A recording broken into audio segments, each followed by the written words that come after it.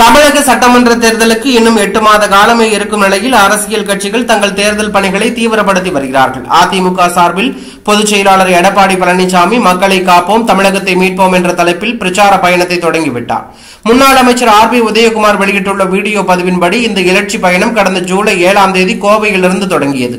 34 நாட்களில் பச்சை பேருந்தில் 10,000 கிலோமீட்டர் பயணம் மேற்கொண்டு 100 தொகுதிகளில் மக்களை சந்தித்துள்ளார். இந்நிலையில் சுமார் 52 லட்சம் மக்களுடன் எடப்பாடி பழனிசாமி நேரடியாக உரையாற்றியுள்ளார் என்றும் மக்களும் உற்சாகமாக வரவேற்றுள்ளதாகவும் அவர் தெரிவித்துள்ளார்.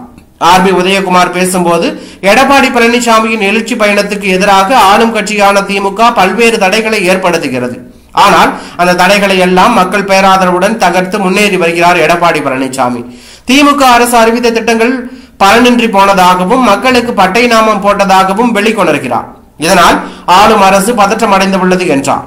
மேலும் அரசியலில் கருத்து வேறுபாடு இருக்கலாம், ஆனால் அதிகாரத்தை பயன்படுத்தி அரசியலிலேயே காழ்ப்புணர்ச்சியாக நடத்துவது தமிழ்நாட்டிற்கு சாபமாகும். ஸ்டாலின் தலைமையிலான திமுக அரசு சிறுபிள்ளைத்தனமாக நடந்து கொண்டால் மக்கள் தகுந்த பாடம் புகட்டுவார்கள்.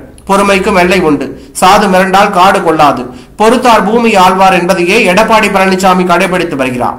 அவரின் எழுச்சி பயணம் 8 திக்குகளிலும் எதிரொலிக்கும் என்று அவர் வலியுறுத்தியுள்ளார். மொத்தத்தில் வரவிருக்கும் தேர்தலை முன்னிட்டு எடப்பாடி பழனிசாமியின் இந்த எழுச்சி பயணம் அதிமுக வட்டாரத்தில் உற்சாகத்தை ஏற்படுத்தி திமுகவின் கவனத்தை ஈர்த்துள்ளதாக தகவல் வெளியாகி பரபரப்பையும் அதிர்ச்சியும் ஏற்படுத்தி உள்ளது.